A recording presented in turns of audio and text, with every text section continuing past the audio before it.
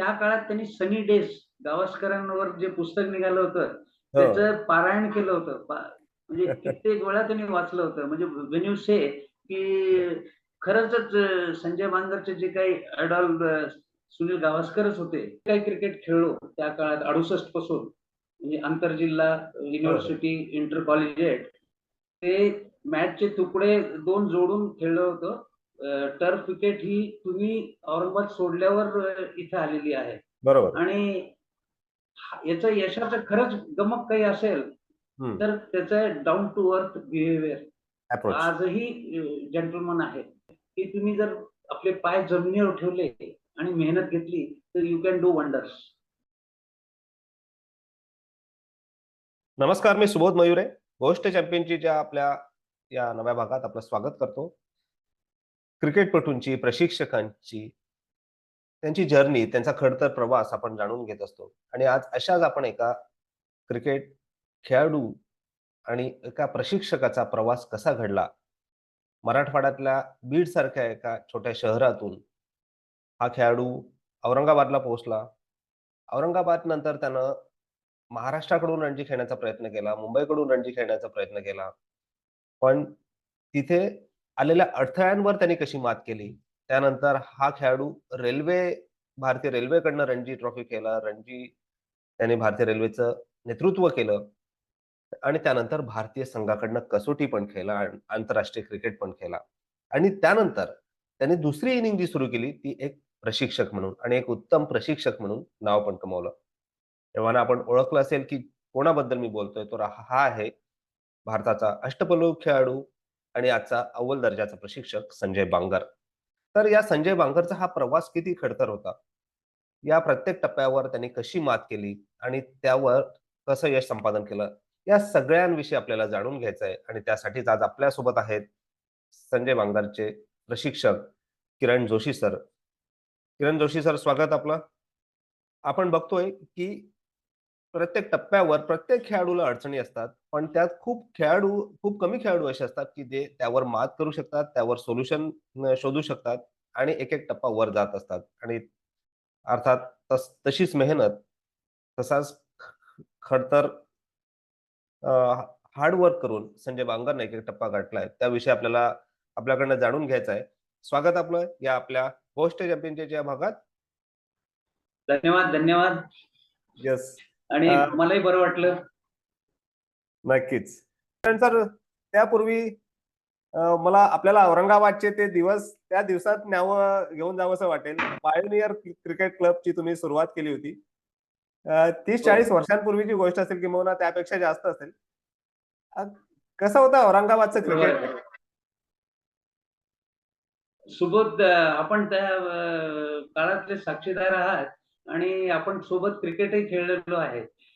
बरोबर. आणि ते दिवस आजही आपण विसरणार नाही. आणि त्याच्यातूनच जे काही तुम्ही पुढे आला आहात ते औरंगाबादची देण आहात. आणि एक सांगायचंय की जे कोणी आता मोठे झालेले आहेत, तुम्ही झाले, पिंगुळकर झाला, संजय बांगर झाला, इक्बाल सिद्दीकी, हे स्वतःच्या याच्यावर तयार झालेले आहेत.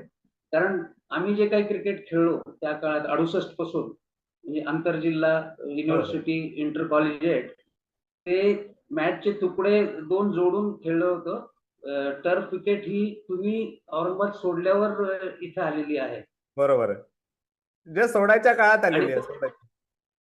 हो, बरोबर आहे. आणि त्या काळात कसं आहे की सिलेक्शनलाही सकाळी तार यायची पुण्याहून हो. आणि 3:30ला रिपोर्ट करा म्हणून म्हणायचं. मग दांडे आहेत, बाकीचे सगळे आम्ही पैसे जमा करून मुलांना तिथे पाठवायचो. कारण हो. आर्थिक परिस्थिती पण बरोबर नव्हती संघटनेची. बरोबर. मला वाटतं सुभाष डोळगे, कैलासवासी बिचारे, त्यांचं आत्ताच निधन हो, झालं. हो, हो. त्यांच्यामुळे टर्फ क्रिकेट झाली आणि आता बऱ्याच ठिकाणी क्रिकेट हे सुरू आहे. पण तुमच्या काळात ती सुविधा नसल्यामुळे तुम्ही पुढे जाऊ शकला नाही. ती खंत होती. पण आज पत्रकार, मग coach, test players, Iqbal Siddiqui, Sanjay Bangar, Bawane, हे जे तयार झालेले आहेत ते पाहून आम्हाला बरं वाटतंय. आणि असं वाटतंय की आम्हीच एक स्पोर्ट्स पत्रकार, टेस्ट प्लेयर झालो असं वाटतंय बघा. नक्कीच.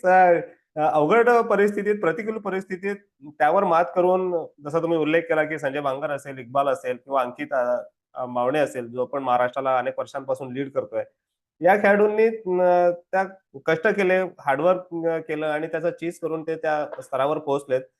पण या या प्रतिकूल परिस्थितीवर मात केल्यानंतर आजची जी परिस्थिती आहे, आज खूप चांगली परिस्थिती आहे औरंगाबादच्या क्रिकेटची, असं म्हटलं तर वावगं ठरणार नाही. कारण 3-3, 4-4 असे ग्राउंड्स आहेत, किंवा त्यापेक्षा पण जास्त असू शकतील कदाचित, जिथे टर्फ विकेट्स अवेलेबल आहेत. इन्फ्रास्ट्रक्चर डेव्हलप झालेलं आहे. पण कुठेतरी त्या दर्जाचे, त्या तुलनेत त्या तोडीचे क्रिकेट कुठे तयार होताना दिसत नाहीत, ही कुठेतरी खंत वाटते.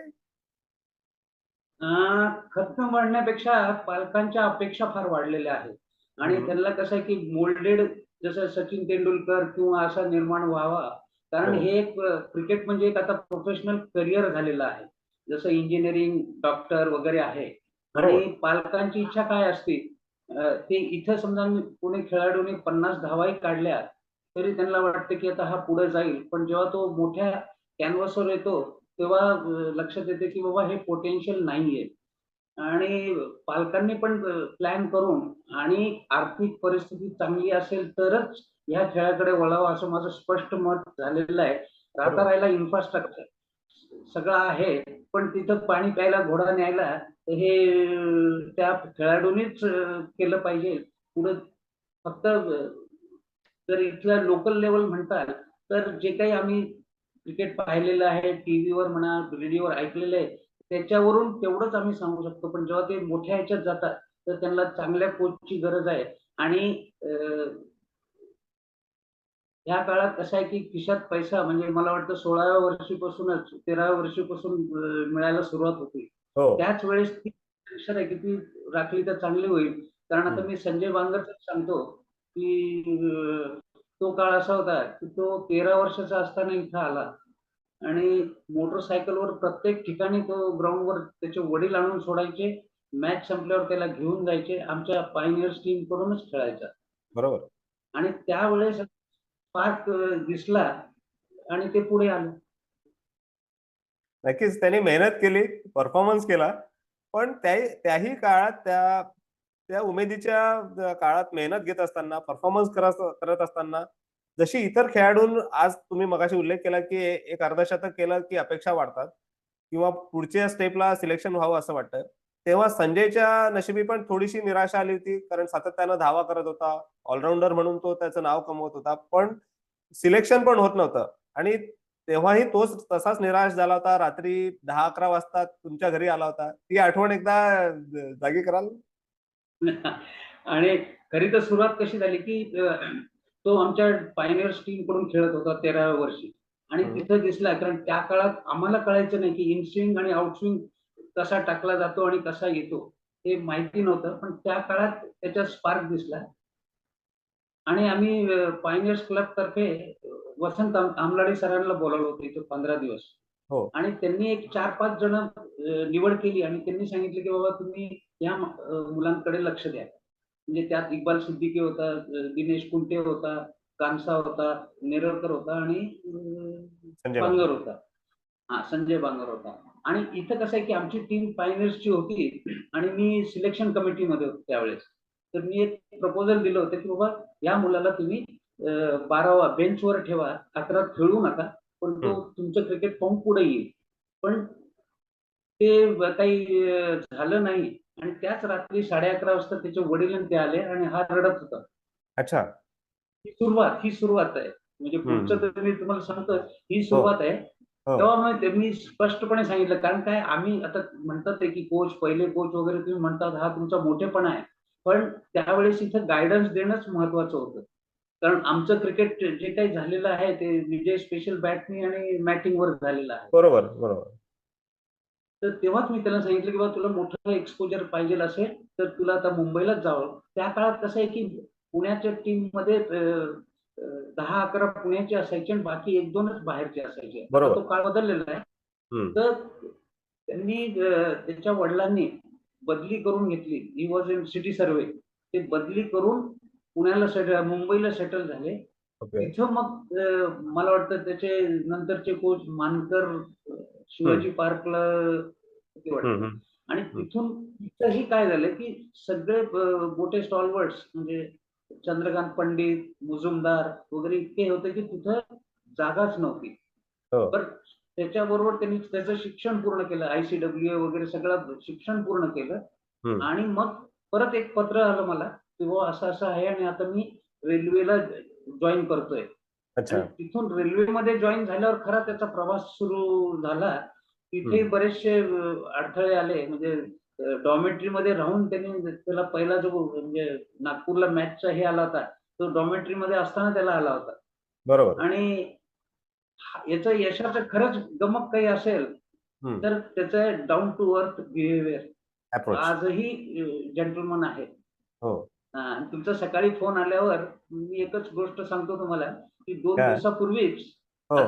जो टी-शर्ट मी घातलाय तो आला आणि आय वॉज सरप्राईज्ड की बाबा हे कसं काय? म्हणजे आजही त्याचे पाय जमिनीवर आहे आणि जुना हो. काळ लक्षात ठेवतो हे फार हो. महत्वाचं आहे.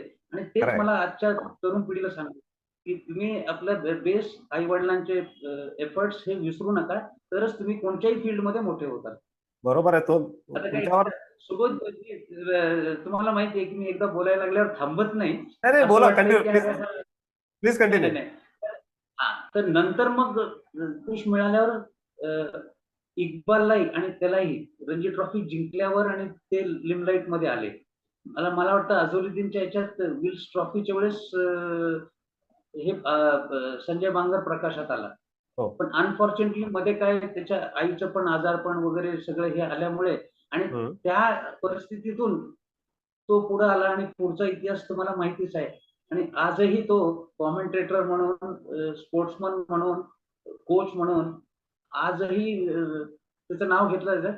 तो त्याच्यात एकच आहे की तो फोकसमध्ये कधी राहत नाही किंवा त्या फ्लड लाईट मध्ये कधी राहत नाही. आताही तुम्ही पाहताल, मी तर मॅचेस फार कमी पाहतो, पण पाहताल तर तो शांत आहे. पण बरेच जण म्हणतात म्हणजे आशुतोष शर्माने पण इंटरव्ह्यू दिला त्याच्यातही म्हटलं की संजय बांगरजी मला येऊन बोलत होते त्याच्यामुळे हे काही झालंय. आताच इंटरव्ह्यू मी वाचला कुठे तर सुबोध जे ह्या मातीतून पुढे गेलेले आहेत ना, आता तुम्ही इंटरव्ह्यू देता ते म्हणून सांगत नाही, पण कोणीही हे वाऊच करेल की तुम्ही जर आपले पाय जमिनीवर ठेवले आणि मेहनत घेतली तर यू कॅन डू वंडर्स.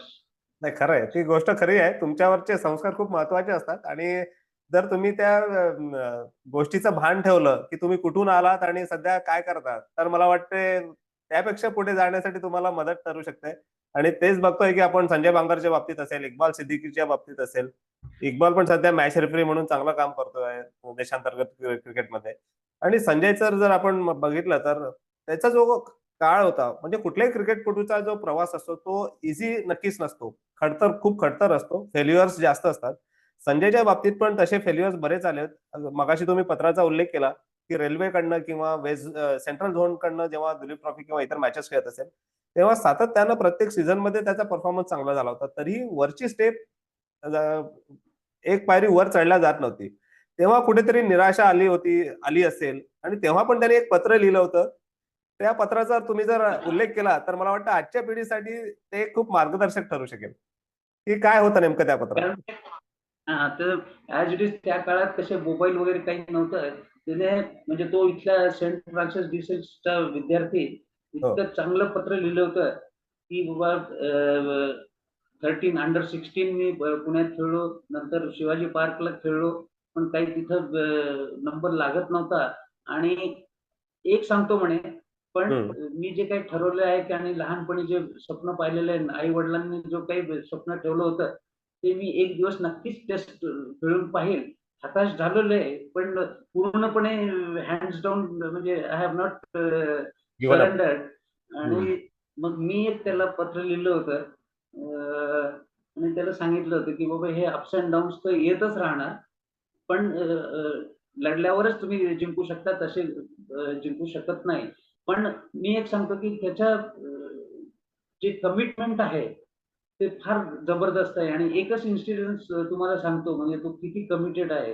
तर पहिली टेस्ट त्यांनी जेव्हा डेब्यू केली त्यांनी इक्बालने, तर मला आणि जे.यू. मिटकर जे बिचारे आता इज नो मोर, त्यांना तिकीट पाठवलं होतं आणि आम्ही तिथं गेलो, ती मॅच पाहिली. तर पहिल्या दिवशी त्याला समजलं की बा गावस्कर सर कॉमेंट्री बॉक्स मध्ये आहे, तर तो पॅड घालून जेव्हा बॅटिंगला जायच्या आधी त्यांच्या पाया पडून आला, which was in times of India, किंवा पहिल्यांदा. आता तर सगळे साष्टांग घालतात, हो हो हो हो. उगवते सूर्याला साष्टांग घालतात, पण त्या काळात त्यांनी लिहिलं होतं आणि टाइम्स ऑफ इंडिया मध्ये आलं होतं की हम्म. It was the first time ते येऊन माझ्या पाया पडून ही एंटर्ड द फील्ड.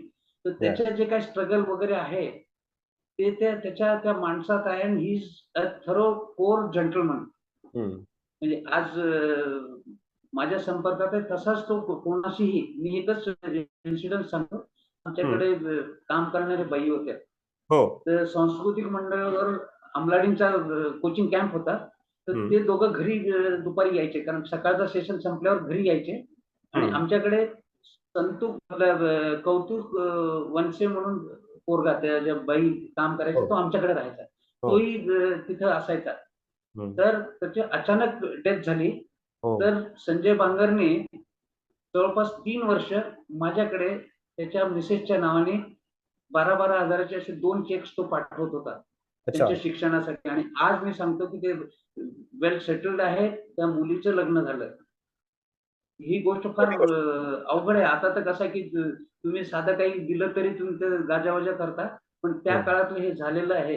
कारण मी जास्तीत त्याचं क्रिकेट सोडून बाकी का सांगतोय, की हो. तुम्ही चांगले माणूस झाला तर काहीही कुठेही यशस्वी होऊ शकतात. दुसरी खरंय. गोष्ट, हम्म. दुसरी त्याच्याबद्दलची, की बाबा इथे जेव्हा टर्फ विकेट बनवायचं चाललं होतं N2 सिडको मध्ये, तर हम्म. तेव्हा मी त्याला जस्ट एक फोन केला होता. तर हम्म. त्यांनी आपल्या एजाज मेनन म्हणून नदीम क्युरेटर आहेत बघा. नदीम मॅम. हा हा, नदीम नदीम मेमन. तर हम्म. त्यांना सांगून त्यांना इथं 15 दिवस ते थांबले, आणि आमच्याकडून एक पैसा न घेता सगळं संजय बांगरनी केलं. आणि टर्फ विकेट तिथल्या जे काही 100x100चे टर्फ विकेट आहेत त्या त्यांनी तयार केलेले आहेत. हे आज कोणी सांगत नाही, हे मला माहिती आहे. पण आपण ती संधी मला तुम्ही दिली, तर मी तुमचा आभारी आहे. आणि तुमचा याच्यासाठी म्हणतोय की त्या काळात सुबोध म्हणत होतो, पण आता तुम्ही ज्या काही स्टेजला पोहोचला आहात तुम्ही सगळेच, ते आमच्यासाठी खरंच अभिमानाची गोष्ट आहे. आणि मी तर प्रत्येक वेळेस सांगतो. ते म्हणतात, अहो तुम्ही येऊन जाऊन तीच डीसीपीटी रेकॉर्ड काय सांगतात? मी म्हटलं, नाही बाबा, ज्या काळात आम्ही ते पाहिलेलं आहे ते आता परत दिसणे नाही. नाही, पण हा पण तुमचा मोठेपणाच आहे की तुम्ही आम्हाला मोठेपणा देतात. खरं तर जेव्हा मी पहिल्यांदा औरंगाबादला आलो होतो तेव्हा मी लोकमत मध्ये तिथे जॉईन झालो होतो. आणि जसदनवाला सिलेक्शन, मला एक आठवण आहे औरंगाबादची. मी पहिले औरंगाबादचं क्रिकेट कसं खेळलो. जसदनवाला ट्रॉफीसाठी हो हो. जसदनवाला ट्रॉफीसाठी औरंगाबाद जिल्ह्याचं सिलेक्शन होणार होती. एक टुर्नामेंट होती, सिलेक्शन टुर्नामेंट. आणि त्यासाठी तुम्ही 4 संघ निवडणार होता. तर ते मी लोकमत मध्येच वाचलं की अशी बातमी आली आणि उद्या सिलेक्शन्स आहेत. मी बुलढाण्यावरून तेव्हा औरंगाबादला शिफ्ट झालो होतो. आणि पहिल्यांदा मी तिथे कोणाची ओळख नव्हती, आपली पण ओळख नव्हती आणि कोणीच ओळखत नव्हतं. नाही. पण सिलेक्शनला आलो, मग बॉलिंग टाकली, बॅटिंग केली. आणि तुम्ही तेव्हा सिलेक्टर होतात. मला वाटतं शक्करवार सर होता, तुम्ही होतात. हो, अजून मला शक्करवार, आठवते. अंपायर शक्करवार. हा, बरोबर आहे. अंपायरिंग करणारे दत्ता शक्करवार, दत्ता बरोबर. जोशी होते मला वाटते.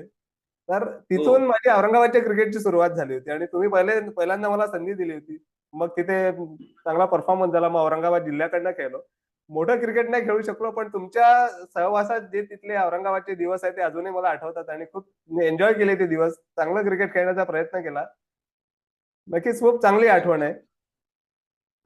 सुबोध, तुम्ही जसं म्हणताय ना, की तुमच्या आठवणी सांगा, तसं आता तुम्ही ज्या काही आठवणी सांगितल्या त्याच्यामुळे आम्हाला पण बरं वाटतं की त्या काळात जे काही होत होतं. कारण काय, की इन्फ्रास्ट्रक्चर प्लस आर्थिक हो हो. ह्या गोष्टी नसल्यामुळे, आणि इवन जे खेळाडू होते त्यांच्याकडे तरी काय असायचं. कारण जे खरंय. काही पालक होते ते काही मध्यमवर्गीय वगैरे असेच होते. आता कसं इट हॅज बिकम प्रोफेशनल. 50,000-50,000 रुपये खर्च करून अकॅडमीमध्ये मुलं जातात. पण तो काळ तसा नव्हता. तुम्ही आता इतक्या मागे नेलत मला. तुम्ही जवळपास 30-35-40 वर्षाच्या जवळपास नेलेलं आहे. पण चांगला काळ हा तुम्ही औरंगाबाद सोडल्यानंतरच आला. हो, हळूहळू खरंय. डेव्हलप झाला. आताही बरेच जण कोचिंग घेतात ते. हम्म. आनंद नेरळकर आहे. आनंद नेरळकर आहे. मग माने घेतो, दिनेश हो घेतो. हो. आता चाललेलं आहे. आणि बरेच जण संघटनाही प्रयत्न करते आहे. बरोबर. बघा आपण संजय बांगर तुम्ही म्हणजे राऊंड राऊंड मी तुमचे नावं का घेतोय की त्या काळात खरंच तुम्हाला जे काही इन्फ्रास्ट्रक्चर जर मिळालं असतं, कारण आम्हाला तर ते मिळालंच नाही. हम्म. 3:30ला तिथे जाऊन 6 वाजता बॅटिंग करणाऱ्याला बॉलिंग द्यायचे, बॉलिंग करणाऱ्याला बॅटिंग द्यायचे आणि ₹15 हातात देऊन पुण्याहून आम्हाला रात्री 11:30च्या बसने आम्ही इथे 2 वाजता वापस यायचो. तो काळ होता. तुम्ही पण तो खडतर काळ पाहिलाय. संजयने पण नक्कीच पाहिलेला आहे. नक्कीच, पण नक्कीच. त्याचं डिटर्मिनेशन हम्म. आणि डेडिकेशन हे फार या. वाखाणण्याजोगं आहे. इव्हन मी तुम्हाला इव्हन सांगितलं बरोबर. इव्हन खेळाडू म्हणून त्याने जे हार्डवर्क केलेलं आहे, जे डिटर्मिनेशन किंवा जे जो अप्रोच दाखवलेला आहे, जो ऍटिट्यूड दाखवलाय, तो ऍज अ प्रशिक्षक म्हणून पण सध्या दाखवताना दिसतोय. निवृत्तीनंतर मग भारतीय संघाचा असिस्टंट कोच झाला, बॅटिंग कोच झाला. त्यानंतर RCB ला बरीच वर्ष प्रशिक्षक म्हणून कार्य केलेलं आहे. विराट कोहलीचा जो फॉर्म आहे, तो फॉर्म परत मिळवण्यासाठी किंवा त्या फिटनेस परत हे गेन करण्यासाठी संजय बांगरने खूप महत्वाचं योगदान दिलं आहे आणि सध्या पंजाब किंग्सचा पण हेड कोच म्हणून कार्यरत आहे. तर संजयचा एका क्रिकेटपटू ते क्रिकेट प्रशिक्षक हा जो मेक ओव्हर आहे किंवा हा जो प्रवास आहे, याकडे कसं बघता तुम्ही? तुम्हाला वाटलं होतं की अर्थात तो एज्युकेशन वाईज चांगला होता, शिकलेला होता, कॉमेंट्री तर चांगलेच करतो, पण प्रशिक्षक म्हणून तेव्हा तुम्हाला वाटलं होतं की हा त्याही क्षेत्रात चांगलं नाव कमवू शकेल? नक्कीच. कारण मी काय सांगतोय, की त्यांनी जे काही इथं क्रिकेट पाहिलं किंवा आमच्याबरोबर होता, ते बघून हे केलेलं आहे आणि काही काही गोष्टी इनहेरंट माणसात असतात, की हम्म. उपजतच क्वालिटीज असतात. हम्म. पण हा मितभाषी, शांत, हम्म. हम्म. विचारपूर्वक बोलणारा आणि सायकॉलॉजिकली समोरचा माणूस कोणत्या स्थितीत आहे, हे हम्म. ते लहानपणापासून त्याला माहिती होतं. हम्म. असं मला वाटतं आणि ती कसं की इनबिल्ट जन्मताच आलेली क्वालिटी असते. बरोबर. पण पुढे चालून हम्म. ती ऐकायची कॅपॅसिटी म्हणजे तुम्ही ऐकून घेणं. हम्म. आणि मला तर काय वाटतं की तो हे फायनल पॉइंट्स तर कसे की इतके जण आता सगळे स्टॉलवर्ड्स तिथे असतात हो, आणि हो. इतकं तुमचं सपोर्ट स्टाफ असतो.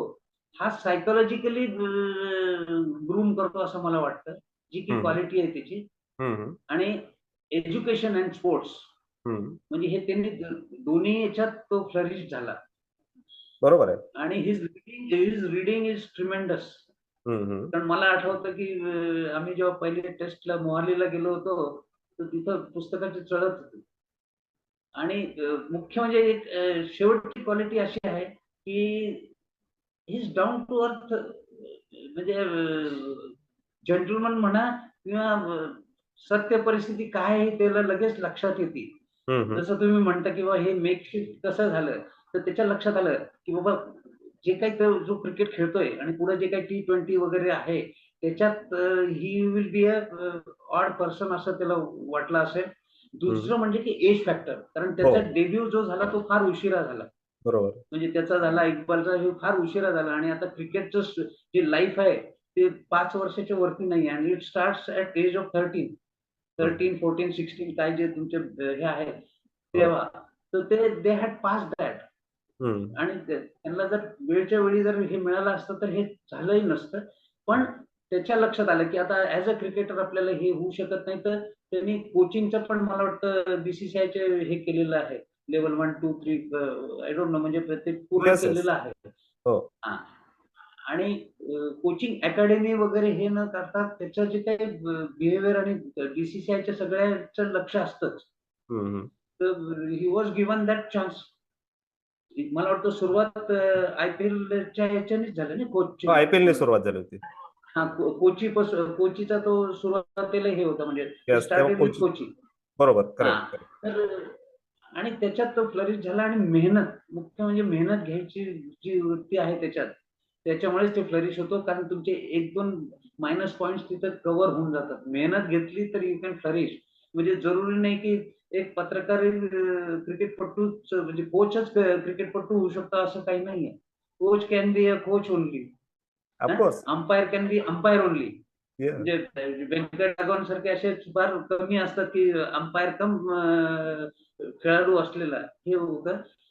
आणि पुढं म्हणजे तुम्ही जे म्हणताय की बाबा ही डेव्हलप्ड कॉमेंटेटर म्हणजे आज हम्म. सगळ्या मोठ्या-मोठ्या गावस्कर सर वगैरे त्यांच्यावर उभं राहणं म्हणजे आम्हाला पाहिलं तर घाम म्हणजे अंगावर काटा येतो. तर त्यांनी केलं, तर त्या काळात त्यांनी मेकशिफ्ट केलं की नाही आता याच्यात हेही करावं. आणि शेवटी कसं आहे की आर्थिक बाजूही त्यांनी सांभाळली. म्हणजे कारण आता पैसा दिसतोय, पण त्या काळात तर सगळं आई वडिलांच्याच याच्यावर सगळं चालायचं ना, वडिलांच्याच. नक्कीच. तर तुम्ही जे म्हणताय की हे प्रत्येकाला हा एक एक फेज येत असतील, तिथं निर्णय घ्यायची कॅपॅसिटी असेल आणि फर्म निर्णय घ्यायची कॅपॅसिटी असेल, तर you can flourish in any field. Correct. तसंच संजय बांगरचं झालेलं आहे. नक्कीच खूप महत्वाची गोष्ट सांगितली तुम्ही की आज आर्थिक बाजू बदललेली आहे. पण ज्या काळात फारसा पैसा हातात नव्हता तेव्हाही त्यांनी दुसऱ्यांना मदत केली.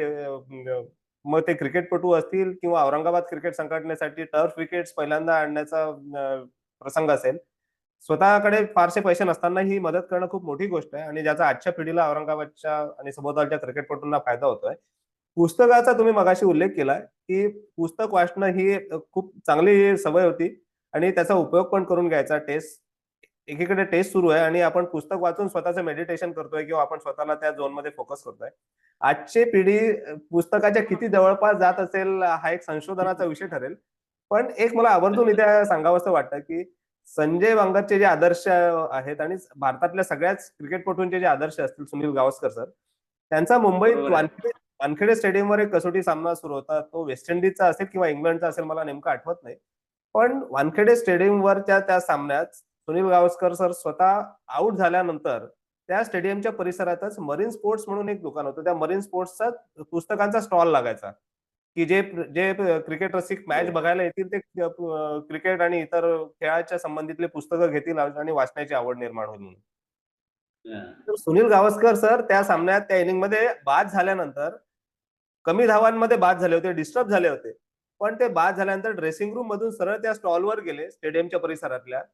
त्यांनी विचार केला नाही की इथे किती लोक असतील, आपल्याला काय किती भेटतील, किती गराडा घालतील. हो. तिथे जाऊन त्यांनी एक पुस्तक घेतलं त्यांना जे हवं होतं तिथे. ते पुस्तक घेतलं, ड्रेसिंग रूम मध्ये गेले आणि शांतपणे पुस्तक वाचत राहिले. एकीकडे कसोटी सामना सुरू आहे, स्वतः बाद झालेले आहे. पण कोणावरही त्यांनी आगपाखड केली नाही, चिटचिट केली नाही. तिथे स्टॉलवर गेले, स्वतः गेले. दुसऱ्याला कोणालाही सांगू शकले असते की तिथे जाऊन एक पुस्तक घेऊन ये. स्वतः गेले, त्यांना पाहिजे ते पुस्तक घेतलं, आणलं आणि ते वाचलं. आणि मग ते त्यांचं त्या अर्थाने कदाचित मेडिटेशन असेल किंवा कॉन्सन्ट्रेशनसाठी काय अजून करायला पाहिजे ती त्यांची पद्धत असेल. पण वाचनाची ही जी आवड आज जवळपास दुरापास्त झाली आहे, खास करून क्रिकेटपटूंसाठी जे मोबाईलमध्ये सतत सोशल मीडियावर सतत ऍक्टिव्ह असतात. त्यांच्यासाठी मला वाटतं खूप मोठा हा मेसेज असेल की तुम्ही कसं तुमच्या खेळावर फोकस करू शकता. मला वाटतं संजयने पण तेच केलेलं आहे. हो. आणि सुबोध, आता तुम्ही गावस्करांचं नाव सांगितलं आणि पुस्तक रेफरन्स, तर हम्म. त्याच्या इथं आम्ही एक कार्यक्रम ठेवला होता मॅनेजमेंट असोसिएशनचा, रेअर अँड शेअर. तर अच्छा. तिथे संजय बांगर आला होता. त्याचं ओके. जवळपास 1.5-2 घंट्याचं हे झालं जो स्पीच. तर त्यांनी त्याच्या लहानपणापासूनचं म्हणजे पाटोदा बीड पासूनचा प्रवास त्यांनी सांगितला. आणि त्या काळात जेव्हा ते वेस्ट इंडिजमध्ये कॉमेंट्री व्हायची, तर ते स्टँडर्ड घेऊन आपल्या ट्रान्झिस्टर घेऊन बरोबर. येतोय आवाज. त्यांनी कॉमेंट्री ऐकली. आणि त्या काळात त्यांनी सनी डेज गावस्करांवर जे पुस्तक निघालं होतं हो. त्याचं पारायण केलं होतं. म्हणजे कित्येक वेळा त्यांनी वाचलं होतं. म्हणजे वेन यू से की खरंच संजय बांगरचे जे काही आयडॉल सुनील गावस्करच होते. आणि इट रिफ्लेक्ट्स की बाबा त्यांनी स्वतः जाऊन पुस्तक घेतलंय. तर आता म्हणजे I will not compare Sanjay with Sunil sir. हो. पण जर तुमचं बेस चांगला असेल, फाउंडेशन चांगलं असेल, तर तुम्ही फार फार पुढे जाऊ शकता. करेक्ट. तुमचे रूट्स खूप महत्वाचे पाहिजे आणि संजय बांगर जरी बीड पासून व्हाया औरंगाबाद, व्हाया पुणे किंवा व्हाया मुंबई आणि रेल्वे मुंबईच्या भारताच्या क्रिकेट हो. संघापर्यंत पोहोचल्यानंतर भारतीय क्रिकेट संघाचा प्रशिक्षक झाला आणि अजूनही खूप उत्तम प्रशिक्षक म्हणून कार्यरत आहे.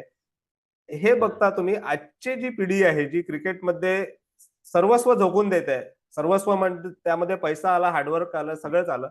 पण तरीही क्रिकेटमध्ये तुम्हाला तिथे पोहोचण्यासाठी एका डेस्टिनीची आवश्यकता असते. तुमच्या नशिबात ती गोष्ट असायला पाहिजे. हो. या आजच्या पिढीसाठी तुम्ही जाता जाता एक काय मेसेज द्यायला आवडेल तुम्हाला? मेसेज असाच आहे की करिअर, कारण तुमचं बेस हा शिक्षणातूनच होतो. ते तुम्ही पूर्ण केलाच पाहिजे. आणि आजकाल कसं आहे की इतकं प्रोफेशनल झालेलं आहे क्रिकेट. मी जसं तुम्हाला सांगितलं की 13व्या वर्षीपासून तुम्ही क्लिक होत 19व्या किंवा 21व्या वर्षी तुम्ही डेब्यू करता आला पाहिजे इंटरनॅशनल म्हणा किंवा त्या स्टँडर्डच्या क्रिकेटला. आणि हो. होतं कसं की फ्रस्ट्रेशन आल्यावर तुमचं शिक्षणही अर्धवट राहतं आणि ह्या खेळात ते तुम्ही फ्लरिश होऊ शकत नाही. तर माझं तर म्हणणं असं आहे की तुम्ही आधी शिक्षण घेऊन आपण म्हणतो ना पोटा पाण्याला लागलं पाहिजे, ती व्यवस्था झाली पाहिजे आणि तुम्ही घरचे जर सधन असाल आणि 2 मुलांपैकी एका मुलाला तुम्हाला जर प्रोफेशनल स्पोर्ट्समनच करायचं असेल, तर मग पूर्ण सगळं फोकस तिकडे ठेवा. मग तो मॅट्रिक म्हणा किंवा एस-एस-सी झाला काय किंवा पुढे शिक्षण घेतलं नाही आणि तसे बरेचसे उदाहरणं आहेत. आता मी ते जाता-जाता म्हणणार नाही. पण पालकांनी याच्यात जास्ती लक्ष देण्याची गरज आहे. कारण ते टेंडर एजमध्ये मुलाला आपला निर्णय घ्यायची कॅपॅसिटी नसती आणि आजकालचे जे टीव्ही वगैरेचा आपण पाहतो ते पाहून पालक पण थोडेसे हे झालेले की नाही बाबा मुलाला कोचिंग कॅम्प मध्ये टाकावं किंवा 15 दिवस टाकणं आणि पर्सनॅलिटी बिल्डिंगसाठी कोणतेही कॅम्प चांगले आहेत, पण हं. They don't develop. ते तुमच्यात उपजतच पाहिजे आणि बरोबर. निर्णय क्षमता पाहिजे. जिथे तुम्हाला सपोर्ट करता येईल तसं पालकांनी करावं आणि शेवटी डिसिजन हे इंडिव्हिज्युअल असतं. कारण खरं आहे. कोच कसा आहे की जाऊन खेळत नाही. तो बाहेर आल्यावर सांगू शकतो आणि आजकालचं टेक्निक वगैरे तर 10 वर्षाच्या मुलाला माहिती आहे, की बॅट कशी धरावी, ग्रिप कशी धरावं, तो जमाना चालला गेलेला आहे. तर हा होता संजय बांगर आणि त्यांचे प्रशिक्षक किरण जोशी यांनी उलगडलेला संजय बांगरचा प्रवास, की भारतीय संघापर्यंत पोहोचण्यासाठी नेमकं काय करायला हवं, काय करायला नको, हे पण त्यांनी तेवढ्याच महत्त्वाच्या गोष्टी सांगितल्या आहेत, की एखाद्या खेळाडूकडे खडतर परिश्रम करण्याची जर त्याची इच्छा असेल, मनोकामना असेल आणि त्यावर तो दृढ असेल, कितीही अडचणी आल्या तरी हार मानणार नाही, नेव्हर गिव्ह अप किंवा फायटिंग स्पिरिट हा जो ॲटिट्यूड असतो मला वाटतं तो खेळाडूला मोठं करून जातो आणि त्यामुळेच हे जे यश आपण बघतोय, की संजय बांगरनी जे कमवलंय, जे नाव त्यांनी आता कमवलंय, ते त्यामुळेच कदाचित. संजय बांगर विषयी आज आपण जाणून घेतलंय. पण असे अनेक खेळाडू आहेत ज्यांच्याविषयी आपल्याला जाणून घ्यायचं आहे आणि त्यासाठी आपल्याला गोष्ट चॅम्पियनच्या या भागात पुन्हा-पुन्हा भेटावं लागेल. पण किरण सर पुन्हा एकदा धन्यवाद. आपण ही जर्नी उलगडली आणि आजच्या पिढीला खास करून महत्त्वाचा संदेश पण दिला. धन्यवाद.